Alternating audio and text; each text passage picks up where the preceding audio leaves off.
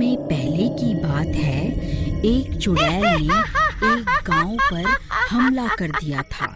तब गांव वालों ने किसी तरह उसे पकड़ लिया था और उसका सर उसके धड़ से अलग कर दिया था और उसके सर को धड़ से अलग अलग दफन कर दिया था।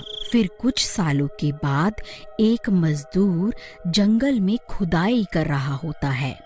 तभी खुदाई करते करते उसे कुछ बाल दिखाई देते हैं। अरे ई का है, ये बाल किसके हैं? फिर गोपी उन बालों को पकड़कर खींचने लगता है। तभी उसके हाथ में उस चुड़ैल का सर आ जाता है। अरे मर गया रे, ये क्या चीज है? ये तो किसी का सर है। हाय रे, अब क्या करूं?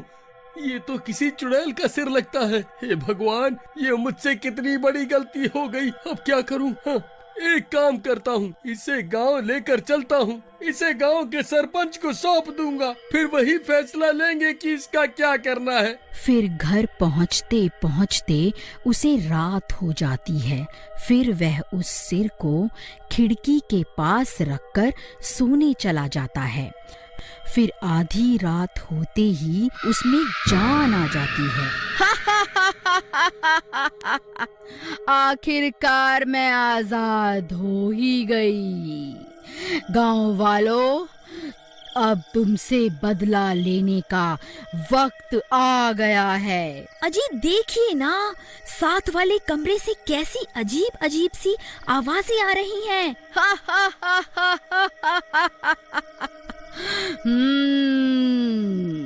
अरे मर गए रे, कहीं उस सिर में जान तो नहीं आ गई? अजी आप किस सिर की बात कर रहे हो जी? हाँ, जब मैं जंगल में खुदाई कर रहा था तब मुझे एक सिर मिला था। मैं उसे घर ले आया, सोचा था सरपंच को सौंप दूंगा, लेकिन रात हो गई तो इसे घर पर ही रख लिया। अरे नास मिटे, चुड़ैल का सर घर पे क्यों ले आया? हे भगवान, अब क्या होगा? तभी वह सिर उनके कमरे में आ जाता है। अच्छा, तो तू ही है जिसने मुझे आजाद करवाया है। हाँ जी चुड़ैल जी, मैंने ही आपको जमीन से बाहर निकाला था। कृपा करके हमें छोड़ दो। ठीक है, तेरी वजह से ही मैं आजाद हुई हूँ, इसलिए तुझे छोड़ रही हूँ। लेकिन उससे पहले तुझे मेरा एक काम करना होगा। तुझे वापस उसी जगह पर जाकर मेरा धड़ भी खोद कर निकालना होगा। अरे मर गए रे, अब क्या करूं? नहीं नहीं चुड़ैल जी, मैं ऐसा नहीं कर सकता। तो फिर ठीक है, मरने के लिए तैयार हो जा। मैं सबसे पहले तेरी पत्नी का सिर खाऊंगी, फिर इसके धड़ पर अपना सर जोड़ूंगी। अरे मर गई रे। नहीं नहीं चुड़ैल जी, कृपा करके रुक जाओ। अजी जल्दी जंगल जाओ और इस चुड़ैल का धड़ खोद कर इसे दे दो, नहीं तो ये मेरी जान ले लेगी। नहीं नहीं चुड़ैल जी, आप ऐसा मत करिए। मैं अभी आपके साथ चलता हूँ और आपको आपका धड़ ढूंढ कर देता हूँ। फिर वह कटा हुआ सिर और गोपी आधी रात को जंगल की ओर चल देती हैं। फिर उसी जगह पहुंचकर धड़ की तलाश शुरू कर देता है। वह बहुत देर तक खुदाई करता है, फिर उसे वह धड़ भी मिल जाता है। चुड़ैल अपना धड़ देखकर खुश हो जाती है। तभी गोपी वहां से भाग जाता है। फिर वह कटा हुआ सर उस गड्ढे में चला जाता है और देखते ही देखते पूरी की पूरी चुड़ैल गड्ढे से बाहर निकल आती है।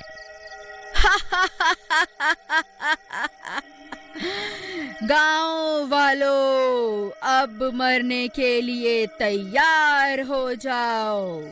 मैं किसी को नहीं छोड़ूंगी।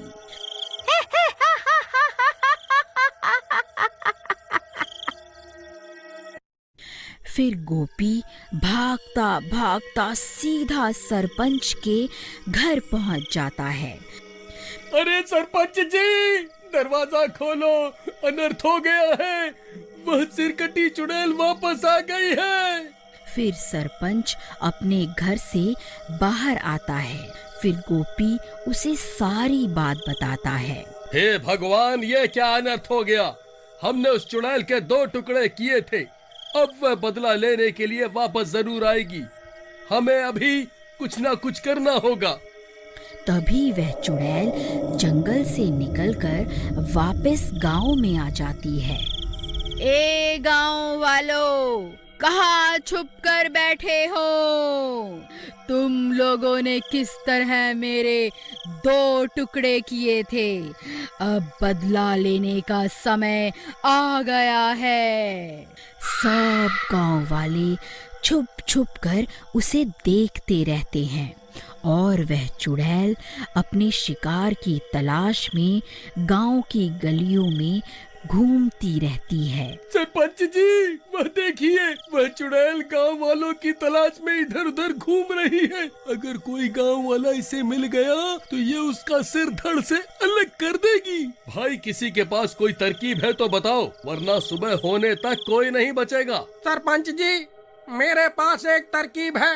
हम इस चुड़ैल को उस पुराने घर में कैद कर सकते हैं। मैं इस चुड़ैल का भोजन बनकर उस घर में जाता हूँ। ये मेरा शिकार करने वहाँ जरूर आएगी। फिर इतना बोलकर भीमा भागकर उस घर के बाहर पहुँच जाता है और उस चुड़ैल को पुकारने लगता है। ए चुड़ैल, देख, तेरा काल यहाँ खड़ा है। मैंने ही तेरे 2 टुकड़े किए थे। इतनी जल्दी भूल गई क्या? अच्छा हुआ जो तू खुद मेरे सामने आ गया। मुझे कब से तेरी तलाश थी। रुक, तुझे अभी बताती हूँ। फिर जैसे ही चुड़ैल भीमा की तरफ जाती है, भीमा भागकर घर के अंदर चला जाता है और एक जगह पर जाकर खड़ा हो जाता है। उस घर की छत पर गोपी और शिवा पहले से मौजूद होते हैं। भीमा भाई, तुम घबराओ मत। जैसे ही चुड़ैल तुम्हारे करीब आएगी, हम तुम्हें ऊपर खींच लेंगे। फिर चुड़ैल भी भीमा का पीछा करते करते उस घर में घुस जाती है। अब मुझसे बचकर कहाँ जाएगा मूर्ख। फिर जैसे ही वह चुड़ैल भीमा पर हमला करती है, तभी गोपी रस्सी को नीचे फेंक देता है और भीमा उस रस्सी के सहारे घर की छत पर चढ़ जाता है। फिर तीनों लकड़ी की मदद से छत का छेद बंद कर देते हैं और सरपंच घर का दरवाजा भी बाहर से बंद कर देता है ताकि वह चुड़ैल घर से बाहर ना निकल पाए। फिर वह चुड़ैल उस घर में कैद हो जाती है। ए मूर्ख गांव वालों, तुम्हें क्या लगता है तुम मुझे इस घर में कैद कर लोगे? भाइयों, मुझे लगता है हम ज्यादा देर तक इस चुड़ैल को कैद नहीं कर पाएंगे। सरपंच जी, बस थोड़ी देर में सूरज निकलने ही वाला है। हमें थोड़ी देर तक इस चुड़ैल को इसी घर में रोक के रखना होगा। फिर चुड़ैल जोर जोर से दरवाजा पीटने लगती है।